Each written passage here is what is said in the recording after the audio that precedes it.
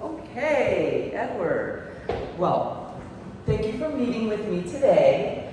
I just wanted to commend you on your presentation of ancient Egypt. It was so enlightening, and I loved the fact that you connected to our mission in the classical education, which is really well done.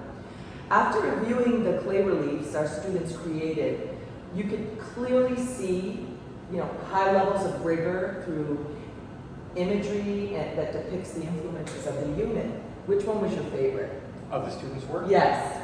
Oh, easy. It was The Eagle by Melanie. Melanie. Yeah, I thought she did a very, very refined, detailed detail. Yes.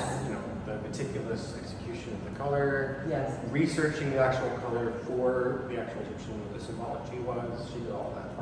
Yeah, A+. Okay, so your last action plan was the turn and talk, correct? Yes. Okay, I thought, well, what I found really very successful was the fact that you posed a question, and the question was, what is the difference between the Golden Ages and the Greco-Roman period, right? And then you had them turn and talk. To discuss the stylistic differences, yeah, which then ultimately translated into the ceramic pieces that they created. So after the turn and talk, in order to have them demonstrate their understanding, each student then did thumbnail sketches and confirmed with each other in groups that they had met the stylistic requirements for that particular time period that they were doing. Yeah, and I think that that's how you ensured that students heard what others were thinking, the whole sharing, even the presentations that we do. I think that we should really incorporate that into our lessons a little bit more. So I think the next step would be to start scripting some of the questions into our plan. Since we co-teach, I think that we should start developing, incorporating that into the plans.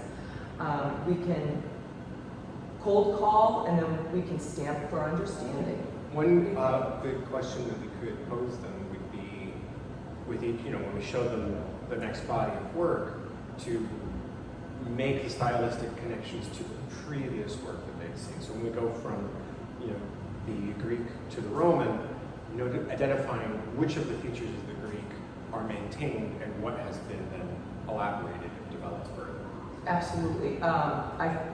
The other thing I wanted to mention to you today, since you were subbing the other class, the students wanted to work in cohorts, and I think that that's a really great way for them to also see how the other students research, especially for the lower kids.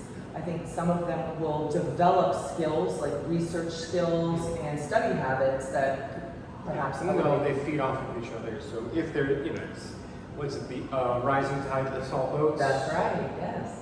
So I think that will be very helpful as well. So I think we have a plan. I think Thursday we'll sit down and work on our lesson plans in the morning and start incorporating some of these very powerful questions on art history. All right, well, thank you, and I will see you next period. Thank you for the feedback. Okay.